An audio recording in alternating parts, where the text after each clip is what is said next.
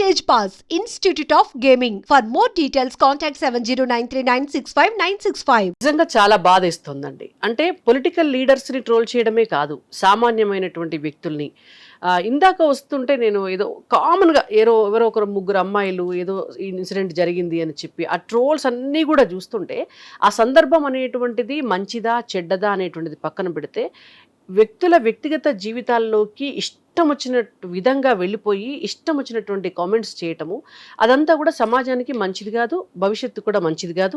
మీరు ఇందాకే స్టార్టింగ్లోనే ఒక మాట అన్నారు, రేవంత్ రెడ్డి గారు ముఖ్యమంత్రిగా ఒక మాట అన్నారు అసెంబ్లీలోనే, సోషల్ మీడియాలో విచ్చలవిడిగా ఎవరు ఇష్టం వచ్చినట్టుగా వారు మాట్లాడితే తోడుకలు తీస్తామని. నిజంగా వారు మా పార్టీ కాకపోవచ్చు కానీ ఇవాళ ఈ రాష్ట్ర ముఖ్యమంత్రిగా వారు ఇచ్చినటువంటి స్టేట్మెంట్ పట్ల 100% నేను వారి స్టేట్మెంట్తో ఏకీభవిస్తున్నాను. డెఫినెట్గా అట్లా చేయాలని కూడా కోరుకుంటున్నాను. రాజకీయాలని మనం ఎప్పటి నుంచో చూస్తూనే ఉన్నాం. రాజకీయ నాయకుల మధ్య ఆరోగ్యకరమైన చర్చ జరుగుతుంది, విమర్శలు కూడా జరుగుతూ ఉంటాయి. కానీ వాళ్ళు ఆ సబ్జెక్ట్ వరకే పరిమితం అయిపోతూ ఉంటారు. ఆ తర్వాత వ్యక్తిగతంగా ఎప్పుడైనా కలిసినప్పుడు షేక్ హ్యాండ్ ఇచ్చుకుంటారు, నమస్కారాలు చెప్పుకుంటారు, అంతా బానే ఉంటుంది. కానీ ఎప్పుడైతే ఈ థర్డ్ పార్టీ వ్యక్తులు ఎంటర్ అవుతున్నారో వాళ్ళు ఇష్టారాజ్యంగా అన్పార్లమెంటరీ లాంగ్వేజ్, ఈ మధ్య కాలంలో నేను కొన్ని వీడియోస్ చూస్తే ఓ జర్నలిస్ట్గా సిగ్గుపడాల్సిన పరిస్థితి వస్తుంది. ఎందుకు ఇలా కొంతమంది వ్యక్తులు, అంటే వీళ్ళని పెయిడ్ ఆర్టిస్టులు అనాలా, లేదు అంటే తమ స్వలాభం కోసం వీరు చేస్తున్నారు అనుకోవాలా? అంటే ఒక్కటండి, ప్రతి రంగంలో కూడా ప్రతి చోట కూడా ఎక్స్ట్రీమ్ ఎలిమెంట్స్ అంటారు, అన్ని దిక్కులు కూడా ఉంటారు. అయితే ఉన్న చోట ఆ సెన్సార్ అనేటువంటిది ఉంటే దానికి పరిమితులకు లోబడి మంచి చెడు ముందు వెనుక ఆలోచించుకుంటారు. ఇవాళ యూట్యూబ్ ఎట్లా అయిపోయిందంటే యూట్యూబ్కి ఎక్కడ కూడా ఆ సెన్సార్ లేదు. ఎవరైనా రావచ్చు, ఒక అకౌంట్ ఓపెన్ చేసుకోవచ్చు, కథం వాళ్ళందులో కూర్చొని ఏదో ఒకటి మాట్లాడేయచ్చు, పెట్టేయచ్చు. సో దాంతో ఏమైపోతుంది అని అంటే దానికి సెన్సార్ అనేటువంటిది లేకపోవటం వల్ల ఏది పడితే అది మాట్లాడి ప్రజల్లోకి వదలటము. సో కొంతమంది దాన్ని ఎంటర్టైన్మెంట్గా చూడొచ్చు, కొంతమంది దాంతో మానసికమైనటువంటి ఆనందం పొందొచ్చు, కొంతమందికి అది వ్యంగ్యంగా ఉన్నా కూడా టైం పాస్ అవ్వచ్చు. రకరకాల మనుషులు చూసేసరికి అది దానికి ప్రజామోదం ఉంది అని అనుకొని వీళ్ళు ఇంకా కూడా రెచ్చిపోతున్నారు. ఇప్పుడు మీరు చూడండి, సంస్థలు అనుకోండి, వ్యవస్థలు సంస్థలు అయితే సంస్థలో ఒక 100 మంది కలిసి పనిచేస్తారు. సంస్థలకి కొన్ని బాధ్యతలు ఉంటాయి. ఆ బాధ్యతలు ఉన్నప్పుడు ఇట్లాంటి ఈ రకమైనటువంటి మాటలు కావచ్చు, ఈ రకమైనటువంటి తిట్లు కావచ్చు, ఈ భావజాలాన్ని ఈ సంస్థలు ఎప్పుడు కూడా ఎంకరేజ్ చేయవు. ఏ వ్యవస్థ కూడా ఎంకరేజ్ చేయదు. ఎందుకంటే అది వ్యవస్థకు మంచిది కాదు, భవిష్యత్తుకి మంచిది కాదు. కానీ వీళ్ళంతా ఇండివిజువల్స్. కొంతమంది ఇండివిజువల్స్ తయారైపోయి వాళ్ళు ఏది మాట్లాడితే అదే గొప్ప అనుకొని వాళ్ళు ఏంటో అంటే వాళ్ళ ఇష్టం, ఇక అసలు అది చెప్పరాని మాటలు. కాబట్టి డెఫినెట్గా నేనేమంటున్నాను అని అంటే రేవంత్ రెడ్డి గారు ముఖ్యమంత్రిగా ఏదైతే చెప్పారో ఒక సెన్సార్ అనేటువంటిది అవసరం, ఒక పరిమితి తప్పకుండా. యూట్యూబ్కి కూడా అవసరమైతే యూట్యూబ్ మేనేజ్మెంట్ అదేమి భూమి మీద లేకుండా లేదు కదా. వాళ్ళకు కూడా ఒక స్టేట్ గవర్నమెంట్ నుంచి డెఫినెట్గా ఒక రిప్రజెంటేషన్ పంపించవచ్చు.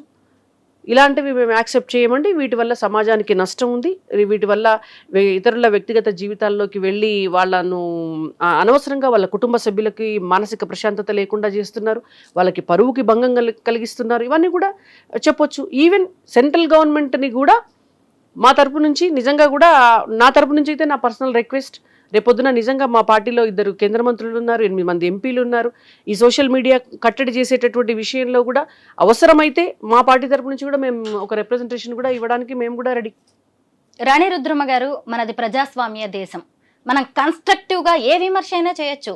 దాన్ని అధికార పార్టీ కావచ్చు, ప్రభుత్వం ఎవరైనా కానీ స్వాగతిస్తారు. దీన్ని అలుసుగా తీసుకొని కొంతమంది ఇష్టారాజ్యంగా ఒక సీఎం అని లేదు, ఒక కేంద్ర మంత్రి అని లేదు, ఒక పార్టీ వర్కింగ్ ప్రెసిడెంట్ అని లేదు, అన్పార్లమెంటరీ వర్డ్స్, అసలు కనీసం పల్లెల్లో కూలీ పనులు చేసుకునే వాళ్ళు, అక్షరం ముక్క రాని వాళ్ళు కూడా అలాంటి పదాలు వాడరు. ఇలాంటి పెద్దవాళ్ల గురించి, అంటే మన దేశం వ్యవస్థని నడుపుతున్న వాళ్ళ గురించి మాట్లాడడాన్ని మాత్రం ఏంటి, ఎలా దీన్ని ఆమోదిస్తామో అనేలాగా మనల్ని మనం ప్రశ్నించేలాగా కూడా ఉంది. మనం ఈ సందర్భంగా కొన్ని సంఘటనలను కూడా గుర్తు చేసుకుందాం. ఈ తీన్మార్ మల్లన్న సొంత పార్టీ నుంచే ఎమ్మెల్సీ మల్లన్న ఉద్వాసనకు గురి కావాల్సిన పరిస్థితి వచ్చింది. అంటే తన పార్టీ విధానాలని ఆయన విమర్శించి ఉండొచ్చు, బట్ ఏ విధంగా ఆయన దాన్ని విమర్శించారనేది కూడా మనం ఇక్కడ చూడాలి. ఈ మధ్య కాలంలో ఒక మహిళా జర్నలిస్ట్ని అరెస్ట్ చేసే వరకు పరిస్థితి వచ్చింది. ఇంకొంతమంది ఆ లిస్ట్లో కూడా ఉన్నారు. ఎందుకు రాజకీయ నాయకుల్నే ఇంత కక్షగట్టినట్టుగా చేస్తున్నారంటారు? అంటే అది వాళ్ళ నిజం చెప్పాలంటే కూడా నేను ఒక్కళ్ళు ఇద్దరు అని కాదు, నేను ఇండివిజువల్గా ఒక్కరి గురించి ఏం మాట్లాడట్లేదు. కానీ చాలా మంది, నేను ఇందాక అన్నా కదా, కొంతమంది ఇండివిజువల్స్ సొసైటీలో తయారయ్యి ఇప్పుడు విషయం ఉంటే, సబ్జెక్ట్ ఉంటే సబ్జెక్ట్ మీద స్టడీ చేసి మాట్లాడతారు. కొంచెం 2 ముక్కల విషయం తెలిసిన తర్వాత దాన్నే రిపీటెడ్గా చెప్పాలి అని అనుకున్నప్పుడు దానికి కొంత వ్యంగ్యాస్త్రాలు యాడ్ చేసి అన్పార్లమెంటరీ లాంగ్వేజ్ని దానికి కలిపి వాడకూడనేటువంటి భాషను వాడి దాన్ని పొద్దుకులా మాట్లాడి ఒక అర్ధగంట సేపు మాట్లాడేసి రికార్డ్ చేసి పెట్టేస్తే పని అయిపోతుంది. అంటే అలా ఎవరైనా చేయగలుగుతారు, చేయాలనుకుంటే పెద్ద ఇష్యూ కాదు. వట్టిగానే నిలబెట్టి తిట్టమంటే తెలంగాణలో ఉన్న ప్రతి ఒక్కరు కూడా తిట్టగలుగుతారు, అంతకంటే అధ్వానంగా కూడా తిట్టగలుగుతారు కెమెరా ముందు పెట్టి కానీ వీళ్ళకి ఏమిటంటే దాంతోటే ఇవాళ వాళ్ళ ఐడెంటిటీ చూపించుకోవాలనుకుంటున్నారు. అది ఇవాళ మనకు వాక్ స్వతంత్ర హక్కు ఉండొచ్చు కాక ప్రజాస్వామ్యంలో, కానీ దానికి కూడా కొన్ని పరిమితులు ఉన్నాయి. నువ్వు ఎదుటి వ్యక్తి జీవితాన్ని రోడ్డు మీద పడేసే హక్కు, వాక్ స్వతంత్రం హక్కు చట్ట ప్రకారం మనకి ఇవ్వలేదు. ఎదుటి వ్యక్తిని పరువుకి భంగం కలిగించేటటువంటి హక్కు మనకి ఇవ్వలేదు. నాకు వాక్ స్వతంత్రం హక్కు ఉంది కాబట్టి నేను ఏదైనా మాట్లాడతాను అని అంటే అట్లా నడవదు. నువ్వు ఎట్లయితే ఏ ఫ్రీడమ్ ఆఫ్ ఎక్స్ప్రెషన్ని అడ్డం పెట్టుకొని నువ్వు ఏదైనా మాట్లాడుతున్నావో దానివల్ల ఎవరైనా బాధించబడితే వాళ్ళు కూడా అదే ఫ్రీడమ్ ఆఫ్ ఎక్స్ప్రెషన్ని దృష్టిలో పెట్టుకొని ఆ హక్కులో భాగంగానే వాళ్ళ ఎక్స్ప్రెషన్ని కూడా వాళ్ళు ఇంకో రకంగా నీ మీద చూపిస్తారు. అలాంటప్పుడు టిట్ ఫర్ టాట్ అవుతుంది. అది దానికి సిద్ధపడి ఉంటే ఎవరైనా ఏదైనా చేయొచ్చు. మన ఇష్టం వచ్చినట్టు మనం మాట్లాడి అవతలి వాళ్ళు మాత్రం మనల్ని ఏం అనకూడదు, మన శుద్ధపూసలము, గవర్నమెంట్ ఏమనకూడదు, ఈ ఎంపీ ఏమనకూడదు, ఆ ఎమ్మెల్యే ఏమనకూడదు, పోలీసు వాళ్ళు మమ్మల్ని ఏమనకూడదు, ప్రజలు మా మీదకి రాకూడదు అంటే మరి వీళ్ళందరినీ నువ్వెందుకు అంటున్నావు? రుద్రమ్మ గారు, ఇవి ఇండివిజువల్స్ చేస్తున్న పనులు ఇవన్నీ అని మనం లైట్ తీసుకోవడానికి కూడా లేదు. ఎందుకంటే దీని వెనక రాజకీయ శక్తులు ఉన్నాయి, రాజకీయ పార్టీలు ఉన్నాయి. ఒకప్పుడు కాంగ్రెస్ పార్టీ చేస్తున్న విధానాలు సరిగ్గా లేవు అని చెప్పడానికి బీఆర్ఎస్ కొంతమందిని వాళ్ళ అభిప్రాయాలను తీసుకోవడం అనేది జరిగింది. ఆ తర్వాత రాను ఇది ఎవరిష్టారాజ్యంగా మాట్లాడే పరిస్థితికి వచ్చింది. ఆ తర్వాత బీఆర్ఎస్ మీరేనా చేసేది, కాంగ్రెస్ మేము చేస్తామంటూ వాళ్ళ మీడియా వాళ్ళు మొదలు పెట్టారు. ఇటు చూస్తే మళ్ళీ మధ్యలోకి బీజేపీని కూడా లాగడం అనేది కనిపిస్తోంది. రాజకీయ పార్టీలకు కూడా పరిమితులు ఉండాల్సిన అవసరం ఉంది కదా? డెఫినెట్గా ఉంది. ఏ రాజకీయ పార్టీ కూడా ఇట్లాంటి అంటే సమాజం మీద దుష్ప్రభావం చూపించేటటువంటి వీడియోస్ని ఎంకరేజ్ చేయటం కానీ, ఒక రాజకీయ కక్ష తీర్చుకోవడం కోసం ఎదుటి వ్యక్తి పైన మనోళ్ళు చేయని అని చెప్పేసి వాళ్ళను ఎంకరేజ్ చేయటం కావచ్చు, పెయిడ్ ఆర్టిస్టులను పెట్టి మాట్లాడించడం కావచ్చు, లేదంటే పెయిడ్ కంటెంట్ని యూట్యూబ్స్లో చొప్పించి ఎదుటి వాళ్ళ పరువుకి భంగం కలిగించేటివి చేయడం కావచ్చు, ఏ రాజకీయ పార్టీ చేసినా తప్పే, డెఫినెట్గా తప్పు. ఎందుకంటే ఇవాళ వాళ్ళ మీద చేసింది తిరిగి రేపు పొద్దున వీళ్ళ మీదకి వస్తుంది. బీఆర్ఎస్ గతంలో చేసింది ఇవాళ బీఆర్ఎస్ మీద కాంగ్రెస్ చేస్తుంది, రేపు కాంగ్రెస్ మీద ఇంకో పార్టీ చేస్తుంది.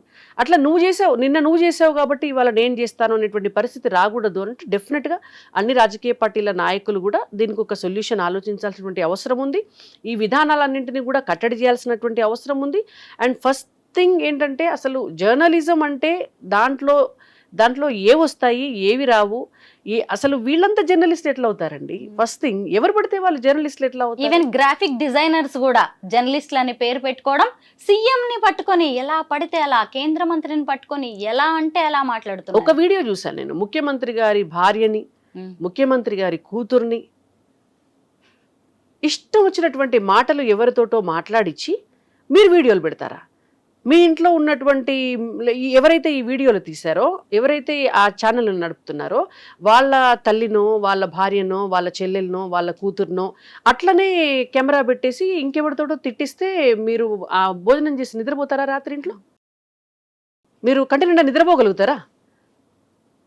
ఇవాళ ఎమ్మెల్యేల కుటుంబ సభ్యులను, ఎంపీల కుటుంబ సభ్యులను, రాజకీయ పార్టీల నాయకుల కుటుంబ సభ్యులను, లేకపోతే వాళ్ళను మార్ఫింగ్లు చేసి వాళ్ళ అంటే అభ్యంతరకరమైనటువంటి ఫొటోస్ పెట్టి ఇష్టం వచ్చినటువంటి ఫేక్ కంటెంట్ క్రియేట్ చేసి పెడితే వాళ్ళ కుటుంబ సభ్యులు చూసినప్పుడు ఎంత నొచ్చుకుంటారు? అంటే దేనికోసము మేము ఈ రాజకీయాల్లోకి వచ్చాము అనేటువంటి ఒక బాధ.